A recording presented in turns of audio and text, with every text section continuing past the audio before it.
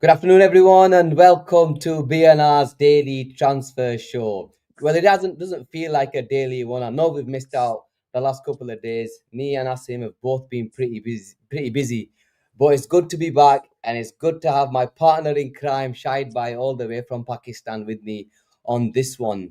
Shahid, how are you, man? What's going on? What's the latest? How are you feeling? Doing great. Everything's good. Good Yeah. summer coming along for our club. So couldn't be happier.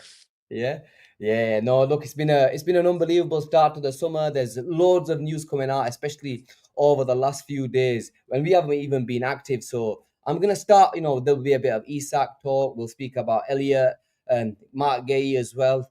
Fabrizio Romano mentioned Ekitike's name not so long ago. I think about half an hour ago online as well that Liverpool are interested. So we'll go through a few of them. But I want to start, Shahid, by on Harvey Elliott because Harvey Elliott, obviously, I think we've known deep down that he's probably going to be leaving the football club. He wants first team football, and there are quite a few suitors for his name. Reports today from David Ornstein regarding Harvey Elliott. Let me bring that up 1 second. Not that one. Hmm. This one, Harvey Elliott is attracting significant interest. Liverpool would want a deal for Elliott to produce a fee of excess of 40 million plus a buyback option or above 50 million without one. These reports were from David Ornstein, shied by. So interesting that Liverpool are willing to put in a buyback option for the player. And then, not so long ago, we've received news regarding Newcastle's interest in the actual player.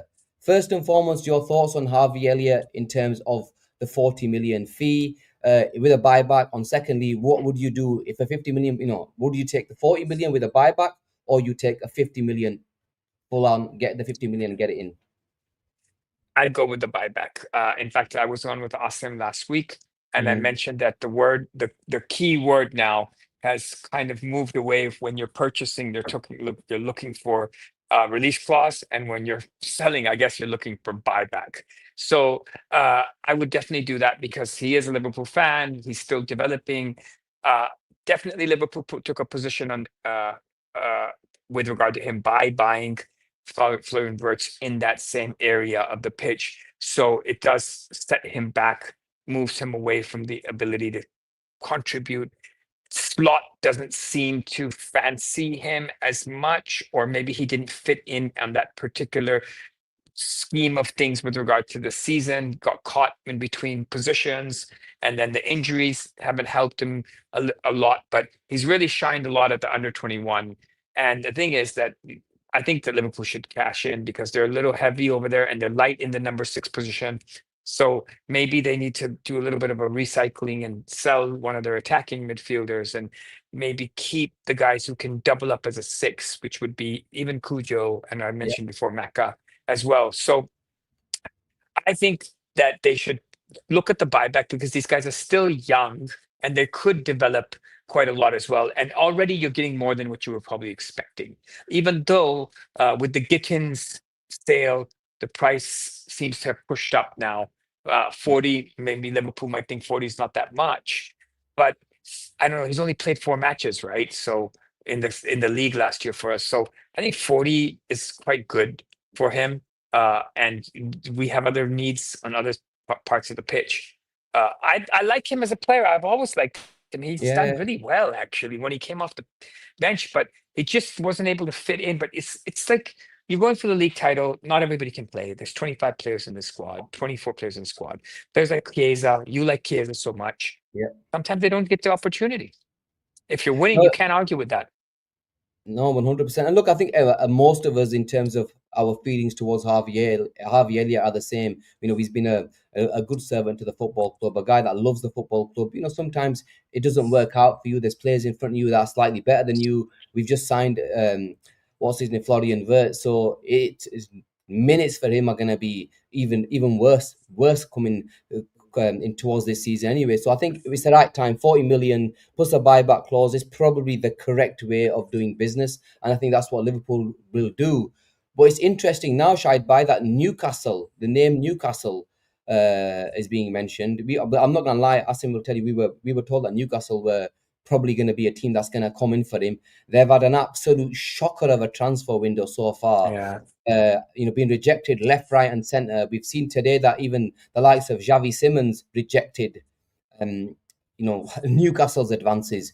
So Harvey Elliott, another one that's now names being banished around the northeast. It's an interesting one for them. Good player, probably makes the cut at Newcastle in that sort of position. And there's obviously we do want Alexander Isak. Could we see something make play in terms of Newcastle, Elliott, Liverpool, Isak?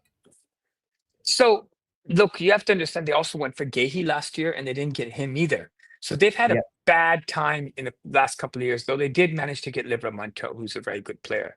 So I mean, they got Tonali back on the pitch, but they haven't really penetrated into the market as well as they could, whether that's PSR regulation problems or whether they haven't been able to build the squad to the level they want to, but they did make the Champions League, so we can't argue with that, right? yeah, So I personally think that look, just touching back to the Elliott situation with regard to minutes you mentioned a little bit, we can't be ruthless and not be ruthless at the same time. So agreed. like there's a lot of youngsters that we can't carry and we need to cash in on. And I've already mentioned Bobby Clark before, and whether it's Kwanzaa or whether it's Elliott, if you're not going to play, then it can't be vibes only. So uh, we like that. It was successful. We need that ruthless touch. And I think that if that means sometimes you have to make decisions that are very, very difficult when you're being ruthless in a business, and you're not your mind, your emotion is saying something else, but your logic is saying something else. So Yeah, from a cutthroat perspective, already the rumors have been going on for a year and a half. I'm not saying anything new, that Richard Hughes is quite cold-blooded, and he's looks at the numbers, he looks at what he needs to do, and boom, he doesn't think about the emotional side of things. And Klopp was extremely extreme on the other side, though. yeah, I mean, he wouldn't. I'm not saying that he was just like a fuzzy old uncle. He would have definitely been very, very ruthless to be so successful in such an elite level of football. I Does he fit in at Newcastle? Yeah, he probably does. Probably does, because they need a little bit different from something different from Joe Linton, and Jacob Murphy type of player does really well over there as well. Um, I think the ex-Arsenal player did really well for them as well Willock, too. Willock, yeah, Willock, Willock yeah, did really, really well for them. So it's the same type of profile, a busy player, lots of athleticism, but not huge in size, but very moving the ball very quickly. And Harvey is an impact player. He scored many big goals for Liverpool, actually. Winner at Palace, we were at the Wolves game when he scored yeah, as well. And he's come up with some big um, assists as well. He even scored at Old Trafford that day when we in the yeah, FA Cup as well, if you remember. yeah, Fantastic goals. I mean, this guy's a Premier League proven player. So yeah. I would not. What I heard was that he wants to go to a Champions League squad. So he's even open to going abroad, but he wants to be in a team that is playing in the Champions League. So whether that's in Germany or France or whichever country it is, this is what I've heard, is that that's one of the things that he doesn't want to drop back out of. So, I Okay. mean, look, is there some sort of back and forth going on between us and Newcastle, like it was between us and uh, Leverkusen?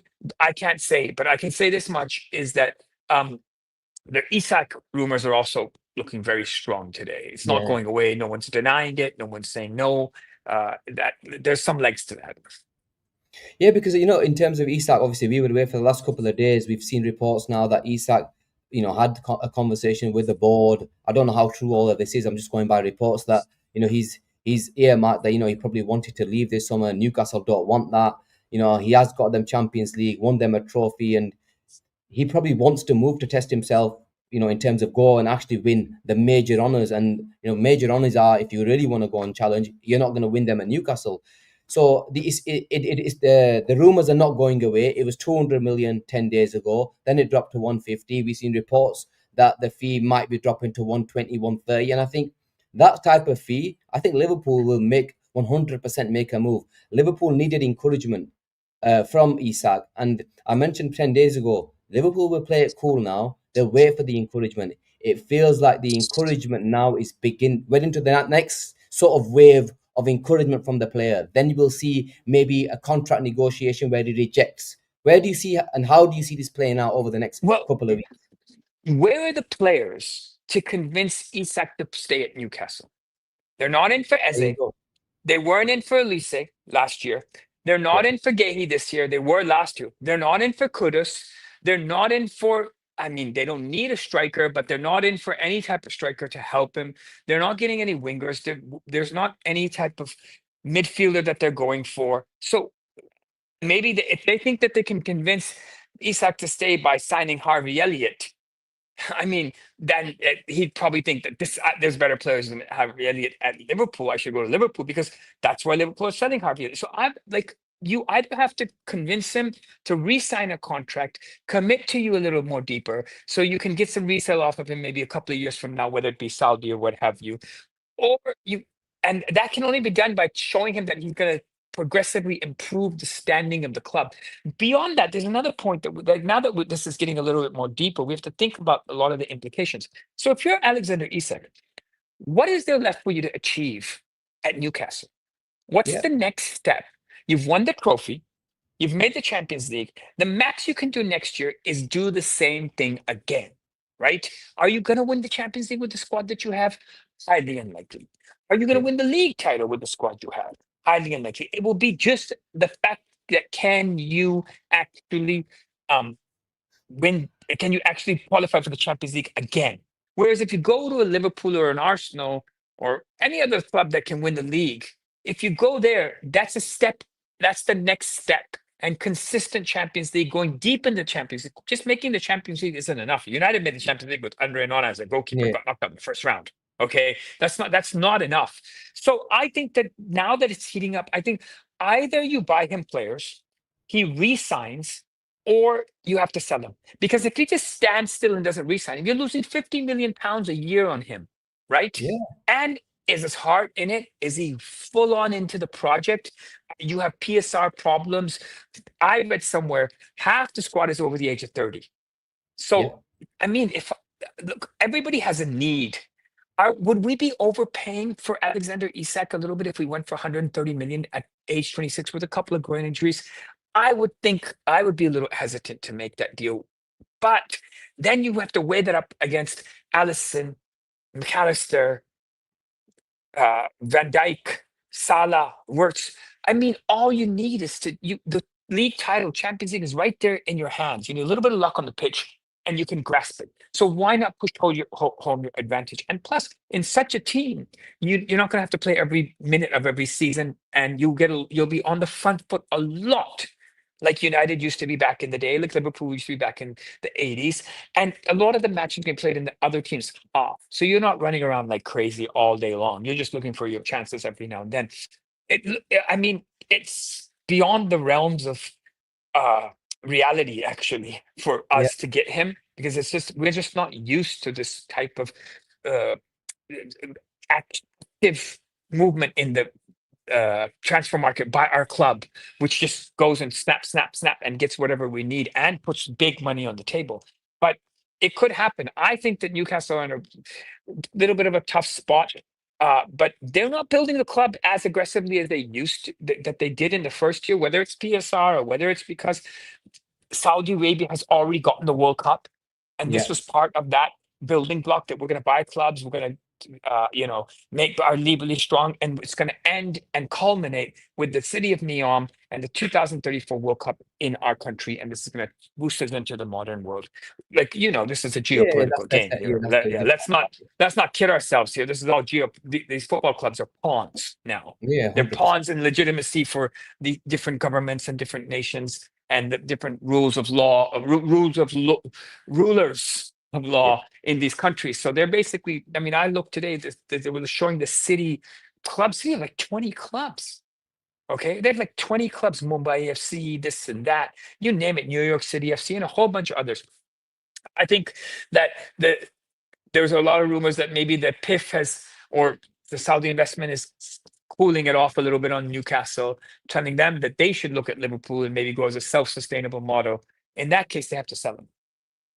In terms of selling him, then look, and we all know that they've got PSR issues. Their highest wage structure is around 20 to, I think, 200 grand, less than 200 grand a week. And if they're gonna break their wage structure to keep a player and then miss out on going to actually rejuvenate their whole team with the signing of Isak. It makes sense from a Newcastle perspective to go and bring in the money, go and rejuvenate the squad, especially if you've just mentioned that Newcastle, the PIF guys have told them, look, you need to become a self-sustaining model, or especially over the next couple of years, because we're not going to put the money in. We've got other projects that we're looking at. But it'll be interesting to see how this plays out. But He could be their Coutinho, basically, right? we mentioned And this many times. yeah, and it's the time and place. So they still have to maybe renovate the stadium, get more sponsors in as they get more popular, and they still have to maybe do some stuff with the training ground and the facilities. Basically, Liverpool 2017, right? Yeah, When we couldn't buy these players, and we have to maybe cash in a little bit and be a little patient. So I mentioned this last week to Asim as well, and I said sports but it was Mick Ashley was on my mind. Look, Mick Ashley has set Newcastle back big time.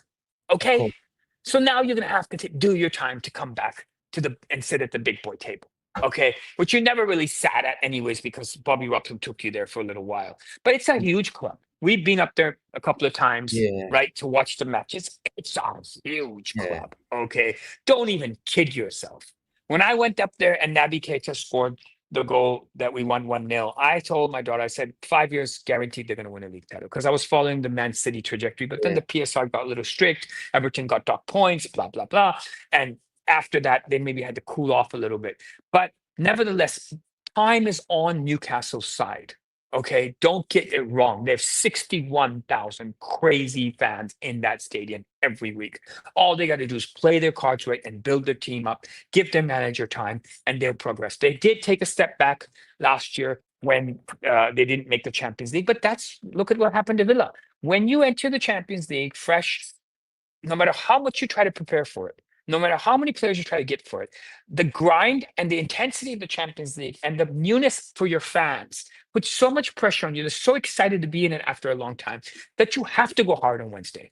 And your players just can't, they don't have the muscle memory to be able to manage the Wednesday, Sunday, Thursday, Sunday combination. And they sometimes drop to fifth or sixth or seventh. And the Tonali suspension hurt them as well. But they're back. They're back on track. I And mean, and to be, we were at the and Carling Cup final, yeah, Carabao Cup final. They smashed us. they did. They got lucky that day. We had a tough match on the weekend. Boom. And to be fair to them, I think even the year that they made the Champions League, the year prior to them missing out, if I'm honest with you, they were ahead of schedule. They did not expect Yeah. them.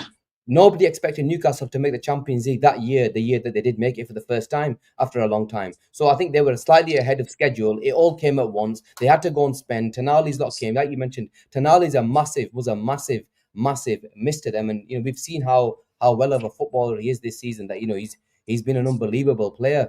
But I'm just interested to see I just how. realized we're so desperate for Isak to come that we've made our podcast about Newcastle.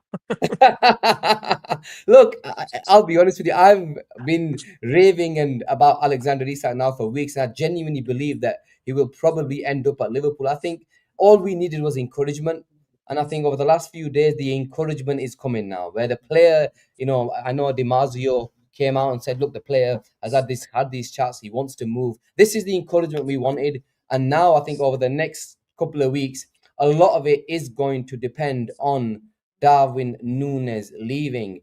Hmm. Reports today, Shahid, by regarding Darwin was wrong one. Darwin Nunez. Liverpool and Napoli unable to agree on Darwin Nunez fee. That was from the Athletic that came out today. So it's another interesting one. Look, we do want to sell Darwin. He wants to go. Napoli want to buy him. I think the fee is becoming a bit of a sticking point. Of course, we were at that time thinking that Saudi might come in for him, but it's pretty sticky right now. It doesn't seem like it's going the way we really wanted. Well, if you go pre-Chelsea Abramovich or pre-Man City with Abu Dhabi, transfers take time. You know, transfers take time. Negotiations go on. There's a little bit of cat and mouse that goes on, and there always has been. The problem is that these big oil clubs just come on, they slap the money down, they close the deal in the same afternoon. So now you got a situation where you're buying Florian Wirtz and you're closing a transfer for the best German player for like in the Bundesliga, one of the most best players available in the market in Europe, and you're closing the deal in like 2.5 weeks, and people are acting like you're wasting time. That is lightning fast, actually. Yeah. Okay, Kirkus is lightning fast. And same goes for Frimpong, though those release calls, lightning fast. So some of this is going to take a little time and it's going to ruminate, right? We don't like it if it goes because of that, if it goes into mid-August, late August, preseason starts and it's still going on. But sometimes it happens. Look, Arsenal following the traditional route right now. They're taking their time. They're negotiating.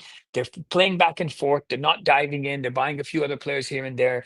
Uh, if I was an Arsenal fan, I would put myself up against Liverpool. I'd start panicking. But if there was Liverpool were not making the moves, I would calm down and I'd be like, "Listen, we'll get the player. You know, we just have to work a little bit." Uh, it was a big glaring need for them. Maybe they should have gotten it. Again, I digress a little bit. I think that Nunes is definitely going to end up at Napoli. Probably. I think the De Bruyne signing is connected to the Nunes signing because he's going to feed him. He's going to score a lot of goals. Otherwise, who's De Bruyne going to feed? He needs a Yeah. strong, big, fast striker. Our problem with Nunes isn't the way he plays the game. Our problem is he can't finish, right? Yeah. So he just gets nervous in front of the goal, or his body mechanics get mixed up, and he's not able to finish. Otherwise, if he'd taken all the chances he took, even the wide open ones, we would never be dreaming of selling him right now. But he's missed so many chances that we need to turn the page over from him now. So I think Napoli would be well served to go for him. And I know that you're talking about two clubs that are hard-nosed negotiators right now. You got the Napoli owner, you got Liverpool. It's going to take a little time, but I think it'll get done. The result last night has big ramifications for world football and Liverpool as well, by the way, because this is going to give the Saudi clubs a lot of confidence and encouragement from FIFA as well to go and get more European players Yeah. and younger European players as well. So and it might even encourage some players to think about going there too. Look, the lifestyle's great from a financial point of view. Yeah, it's different, but so is Yeah. England, right? Yeah. It's Muslim, but it's England is Christian. I mean, it just depends on how you look at it, right? If you can go there and you can embrace the lifestyle like so many people moving to Dubai do, you can actually have a good later stages career. And there's going to be some push now with all the money coming in to incorporate these calendars a little bit more now. How do these massive Saudi clubs with so much money, how are they going to be able to compete on a regular basis with the European clubs? And now you're looking, some Brazilian clubs are getting a little bit more money as well. How can we make these clubs compete a little bit more? I don't know what that means for the calendar, but what I do know is you're going to see some players go. Nunes, he might not want to go to Saudi in a World Cup year. That's his personal preference, it's his personal choice. But I think he's going to end up, he's going to be gone no matter what. Look, so it's an interesting one, isn't it? Because we saw, obviously, you mentioned how strong the Saudi clubs have won. We saw last night that, look, Al Hilal beat Man City 4-3 to make it to the quarterfinals of the World Club Cup. So the cup, there are improvements, even though there are players that go there left. I think John Duran's just got, he's linked with the move, and he only went there in January. He's Yeah. linked to a move with to Fenerbahce. He's a player, to be fair, I would have gone for. If Isak The- isn't available, John Duran was one that I think, you know what, might be worth taking a bit of a risk on him.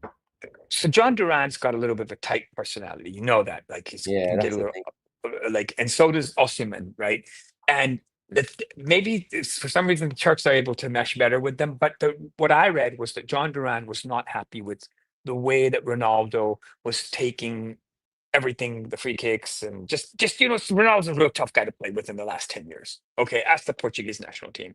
So you want to move forward, and he's a big money maker for for Al Hilal, I think. No, which what Al Al Nassr. Nasser, I think it is. Yeah. A big money maker for them. So like they're gonna listen to whatever he says. And John Duran didn't like that. So he's like, listen, I'm out of here. I get blamed if we lose. This guy's walking around, whatever. I don't watch that much Saudi, but I can tell you much. He's bloody good.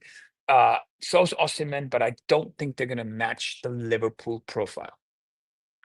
Yeah, it'll be interesting. And again, finally, if on one more striker, there was reports I mentioned, Ekitike today. We saw Romano Liverpool are working on the signing of Ekitike. This is an interesting one because earlier I read that his club are not are expecting movement to take place in August. And I found that Mm. interesting, thinking maybe the player probably wants the Liverpool move, Liverpool are going for Isak. If Isak doesn't happen, then it looks like Ekitike might be the one. Maybe told him to hold fire. Maybe he's the one that we're going to go in for. I think he's too young, a little bit too raw. Uh, you're leading the line for Liverpool. I would prefer if you had a few more goals in your bag, actually. Um, Yeah, so, I mean, I'm a little bit, and I've seen him play a couple of times, a little raw. I'm sure he linked up really well with Marmoush. They're making big money for their clubs, for their club. But I don't know, it's like a supply demand type of thing in which there's not an over supply of strikers. So like 4 or 5, right? And his yeah, name is getting thrown out there. Of course, he must have heat.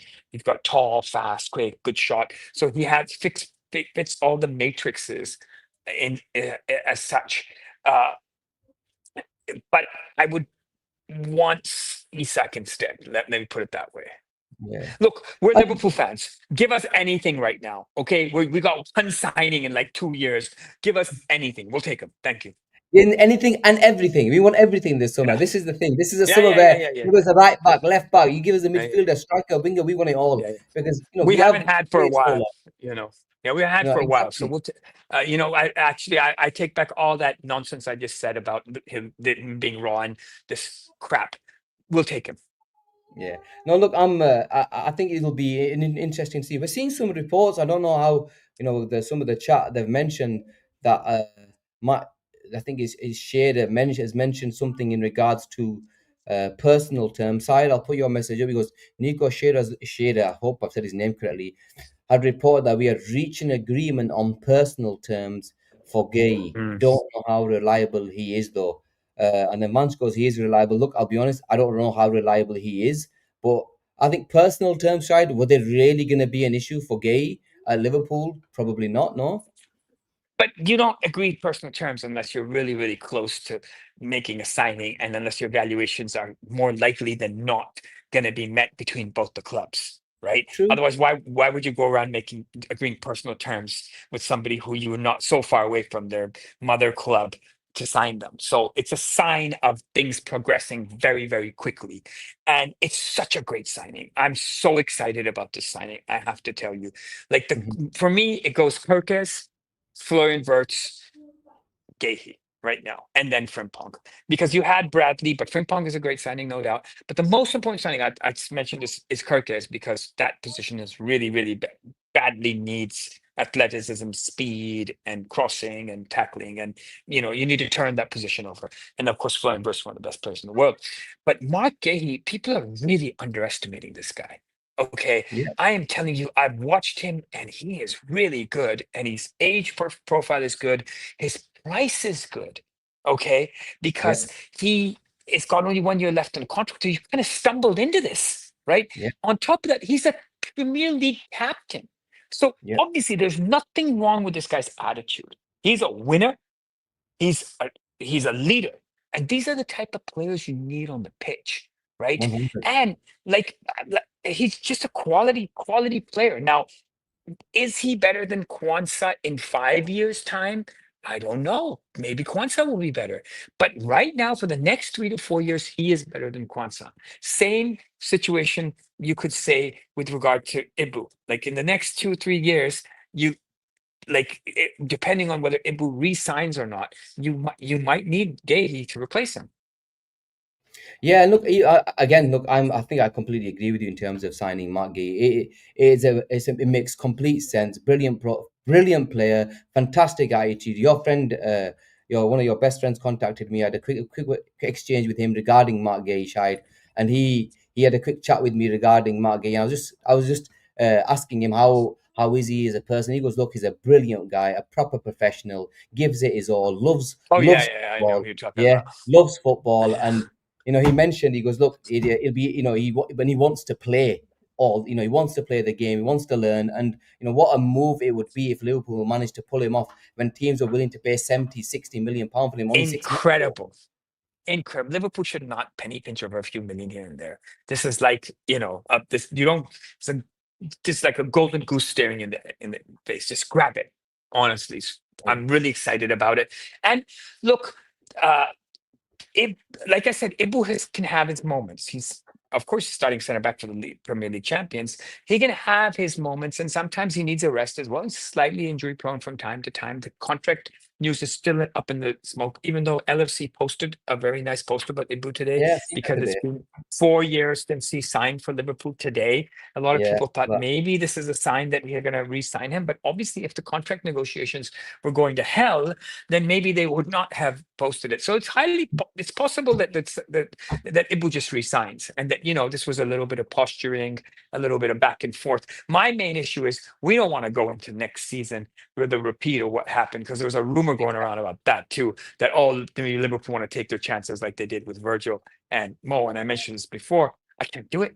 Nobody can do it. None of us can do it. We don't have it in us anymore to go through that stress again. I refuse, honestly, and I've mentioned it many a times now. Look, I would refuse to go through any of that bullshit ever again.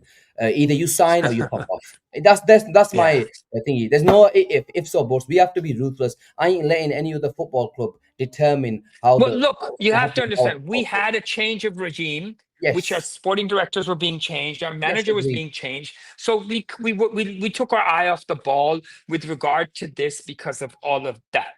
And we shouldn't have, actually, because the owners didn't Agreed. change. Okay. So somebody definitely was sleeping at the wheel. But now we have a proper structure and framework in place. So there's absolutely no reason now Yeah, to let anybody's contract go below 18 months. It's just, come on. This is not how it's supposed to be done in football. So even you saw, I think Lewis Skelly renewed his contract. yeah, Renewal of contract renewals is a big deal in modern day football. Whether you it like it or is. not, it is. Yeah. Because you've seen, there's teams in world football whose transfer model is solely based on nicking the best free transfers in the world. So, Real, and Real especially, Madrid are like, I mean, I don't know. They're just like the girl who copies everything the other girl wears all the time. I mean, they're just stealing other people's the players on free transfers again and again and again. And by the way, tapping them up, which used to be illegal and yeah, could get you in big trouble back in the day. yeah, So now you're only allowed to talk to the player on January the 1st, but yeah, they're already in Ibu's year. Let's get yeah, that straight. And these guys, like, I thought Liverpool know what they're doing now. Okay, they squeezed 10 million out of the transfer. Okay, so they're not going to get rinsed again. I don't think so. yeah. Let's see how it plays out. So, a question to you: Ibu Kanate, where August time, no sign of a contract, £40 million bid. Do you take the You, money or do you you're gonna sell the how much did you say? 40 million? Even How let's much? say 40? 30 million. 40 between 30 and 40 million. No, it's got to be above 45. I mean, 1 year you're getting contract. Gehi, who's technically a less experienced player than Ibu Konate, Fair play. for 45. It was played a World Cup final. It was played the Euros. He has two, but maybe I think it was played two. It was played Champions League final. It was won the league. Played in a team that got 90 plus points.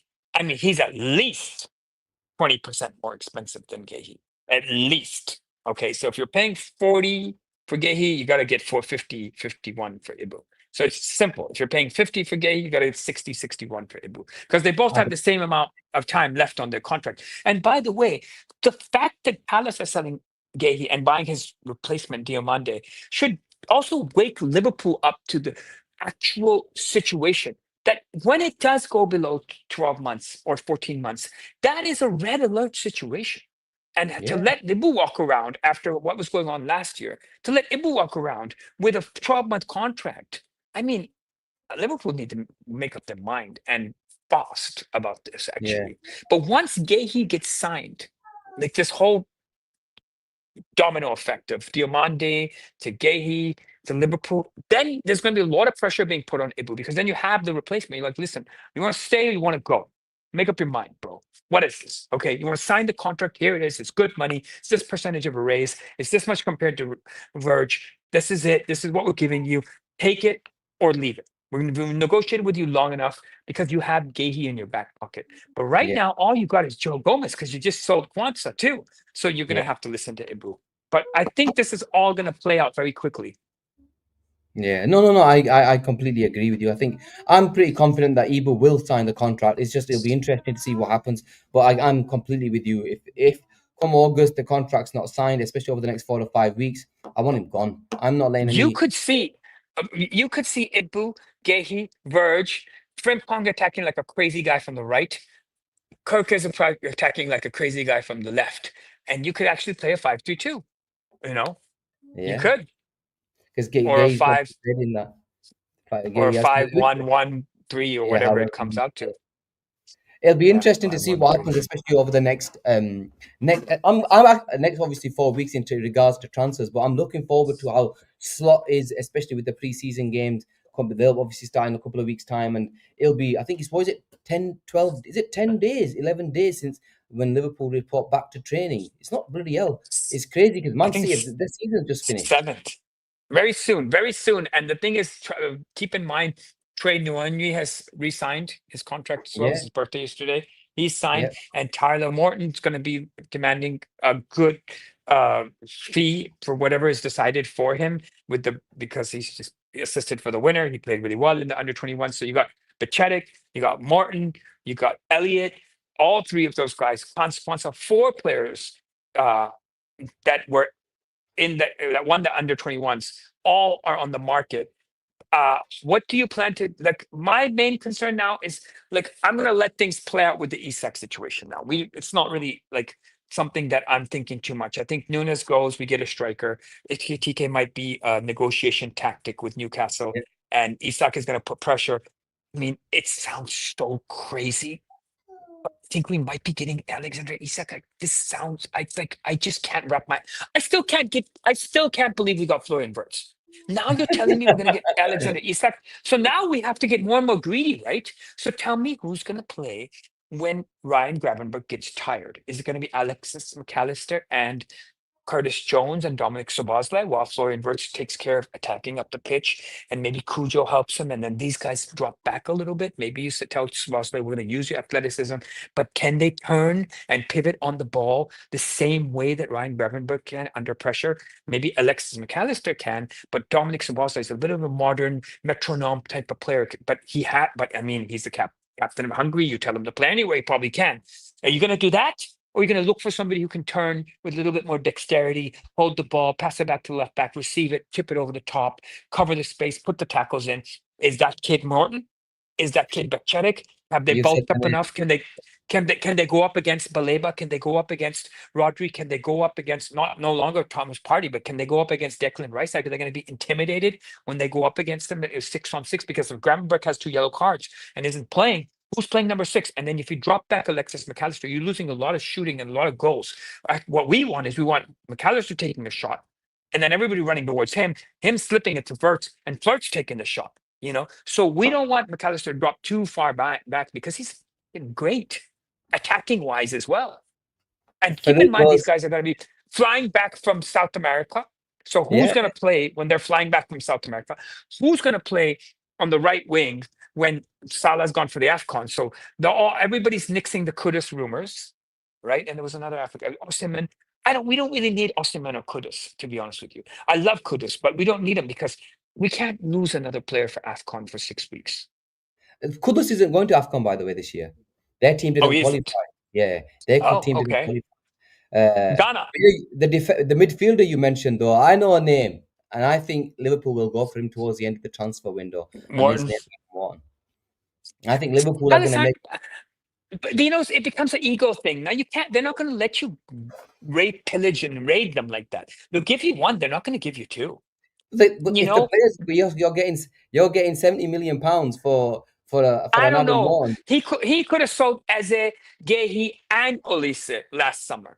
Okay, they're all were ready to go. He could have cashed in. He only let one go. It's got season ticket holders to answer to. They've got a UEFA Cup campaign that they're going into. I Actually, mean, fair. I'm sorry. I know you want it, but it's not going to happen. No, There's no. no way Parrish is going to break his entire team up. Why would he do that? He's making like the only reason he's letting go Gay is because he's gotten stuck in a contract Mm, pickle like we have. Like yeah. this is the way it goes. Sometimes you got Gay on £80,000 a week. you're thinking, if I give him a new contract, 4 years, I'm gonna have to give him 130,000 pounds a week. That's a lot of money. Let me do the mathematics. Uh-oh, what if he doesn't perform? Then I've got this contract hooked on me. So let me take another chance. Maybe he'll renew next year. In the meantime, he starts playing so good. He lifts the FA Cup. Now he's only 1 year left, and now he wants to go somewhere else. And you're like, why didn't I sign the contract? So it's like this business mechanics as to what decision to make at what time. He should have renewed it now. But if Gay gets injured after renewing, how can a club like Palace hang on to him for like at a higher salary? So they're gonna recycle these players out, right? They're going to, but I think it's too early for Wharton for them. Yeah, no, look, Sorry. you made a fair point in terms of all these players, especially if they've got Europe. This is their first European campaign, But and then Eze's going to Arsenal or Spurs as well, by the way. that's another So one that Eze's are either going to go to Arsenal or Spurs. The rumors are very strong, right? So maybe Eze becomes a Martinelli replacement, since they have a big problem with Martinelli in Arsenal. I think Martinelli's a great player, right? But I mean, Martinelli, poor guy, hasn't even played with a proper nine for God knows how long. Havertz's not a proper nine. Jesus has been injured, not a City's cast off, and and who else do they play up there? I don't even remember. Okay, so then they don't even have a proper nine, and then Martinelli, they're saying we want Martinelli out. He's no good. Okay, then they go for Eze. Spurs might be going for Eze because Son is on the wane as well. Now you're losing Guehi. You lost Olise. You're losing Eze. Come on, and you're going to yeah, let you Wharton go as can't. well. You don't have enough time to rebuild your team. You got the No, that's Europa a League fair point. campaign coming up. No, that's a fair point. I agree with everything you've said in terms of I just think Liverpool will try to make a play for Of course, Adam you're going to agree Moore. with everything I said. I've got the same birthday as you. Of course, we're going to agree with each other. I'm only what, a couple of years. You're only what, a couple of years older than me, yeah. Doesn't matter. May Geminis. Nah, big up, man. Big up to everyone. Big up to Shine. Look, I absolutely adore when I have Shine Bayon. You know why? Because one thing is that he'll speak the truth. He'll say how it is. He's not gonna faff around. And one thing I can't wait for is, look, this is just a transfer show.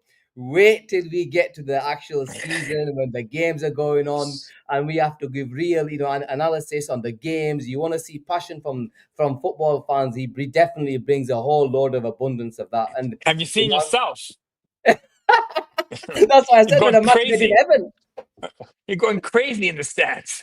This is why I said if we had a match made in heaven, it'll be a number. Yeah. That's what I said to Asim. Normally, I said, Asim, Monday mornings is going to be a mine and shite show. You're not allowed on the Monday morning because me and him have to give the analysis. Just me and him on the Monday afternoon. It'll be me and shite because we Well, bring fire. We don't do this, bullshit. Where, oh yeah, this happened, pray to that happened. God it goes well. Bullshit. It's No, gonna mate. go well. It's gonna go well. We're making the right moves. So Yeah, I think if you ask me what's gonna happen now, I think Gehi's gonna happen now, actually, yeah, and then a decision on Ibu might be coming around the corner, and then Isak might go on a little bit late into July. And then someone has to decide in the middle of preseason whether these guys can play the reserve six, yeah, basically, and whether these guys are going to have to ask themselves, like Tyler Morton has to ask him. He's been waiting quite a lot. He played against Spurs like 2.5 years ago, if I yeah. He did. remember his debut. He was so good, so good. And then he has obviously went to Blackburn. I think he played really well, but Yeah, he's ready to step up now. So either you tell him, "Okay, anytime Ryan's coming off the pitch, you're jogging onto it, right? You're going to play the Carabao. You're going to play the FA Cup. We believe you can do it." Or you tell Stefan Bacenic that, or you might have to cash in and you might have to look for somebody. But also, Wharton, like a player you don't need someone that good because you're not going to get that many minutes, right? Now, because I understand the whole theory that we need two players for every position, but I mean, like, are they going to both start at the same time? How many games do you want Ryan to be playing next year? Maybe we need an elite number six to replace him because it's a World Cup year and everybody yeah. like. I can't I take don't any. think somebody said, "Oh no, they're going to play 60 matches next year." No chance. I don't think Virgil plays more than 45. I don't think Salah plays more than 45. I think that they're going to try to spell these guys and keep them fresh. And it's a big season for us because like it's been mentioned, Slot changed 19 players for Feyenoord in his second season, and they won the league. And this Yeah, is like his Feyenoord moment when he's going to be changing the team and he's going to get his own team and his own imprint in. And like you said, ahead of schedule, Newcastle, we are ahead of schedule. What are we doing Oh, with we the are. league title? Huh. What are we Uh-huh. doing with the league title? I mean, how did we win that in the first year with this manager? So now everything is like this was the year. Next year's the year that we're supposed to go for it, especially with the City situation, with the Chelsea playing, Arsenal not moving fast enough. It's a repeat of last season when all of a sudden you looked at you're like, okay, we might win the league, but let's say we don't win the league. Who's going to win it? And you're thinking to yourself, can City do it? Can Arsenal do it? Who? And then as you go through the list, you're like, that's not a championship winning team. Okay, I that's not a agree with league title winning team. There's just too many flaws in the team. And you're like, they can't win it. They're dropping too many points. They can't win it. They're dropping. And suddenly, like, by default, looks like we're going to win the league. And yeah. as this preseason is going along, they don't look like a championship winning team. You cannot concede goals the way City did last night. They're worse than they were before, I know. right? The third goal they conceded on the break. Come on. I mean, it's now getting so long. It's been so long since City actually controlled a match without getting hit on the break. Yep. That I'm beginning to wonder, how did they win so many matches? I guess they controlled the ball so much. Ruben Diaz was a better player at the time. Carl Walker's speed was with them. I can't really tell you the whole gist of things. Edison would sweep more higher up the pitch. They couldn't. They wouldn't turn the ball over that many times. Adama Traore was their kryptonite, etc. Palace would sometimes beat them, but overall they were smashing everybody just by attacking them. Now you look at them. I mean, maybe they not turn the Haaland signing.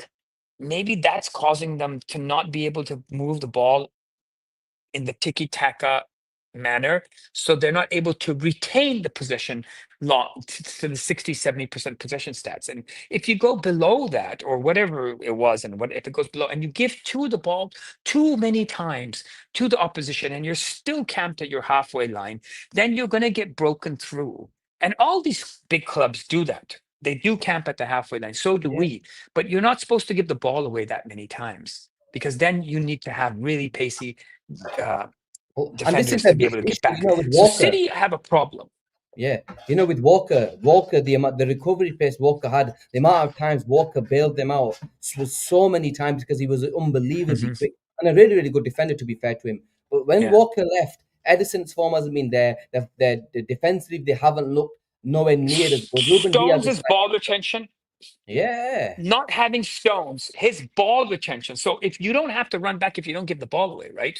So a lot of people like they're not defending well, but the best way to defend is to not give the ball away, right? So if you keep the ball, then as it's shifting to the right wing, the left back can drop back. As it's shifting to the left wing, the right back can drop back. So what happens is you're already getting in that position to stop the fast break or the counter attack, as they call it in Britain, to stop the counter attack as such. But if you're giving it away in the wrong time at the wrong place, then everybody's already out of position because they've pushed up, and that's what's happening with City, and it's still happening. And I don't know. I mean, and I hope they it's don't still have happening the. at the start. And I hope Yeah, it's it still will. It happening at the will. start of the It season. will. It will, because they're rushing Rodri back. He had the pain in the knee Yeah, again, and like it took Virgil 1 year to come back to top form. They've incorporated a lot of new players. Um, from what I heard, I saw a little bit. Czech played really well for them. They'll be there and thereabouts. Don't get me wrong. There's just too much talent on yeah, the pitch, of course, yeah. Right, but we'll be guys. ready for them. We'll be ready. Guys, normally we do half an hour, 35 minutes. We've gone on for 48 minutes. I love having this guy on. We will be going tonight at 10:30. Do like and subscribe to the channel if you haven't done already. Become a BNR Ultras member. If you haven't done, £5 a month. You get exclusive content coming your way. But yeah, hopefully we will see you all tonight. Big up, have a good day, and I'll see you all tonight. Cheerios.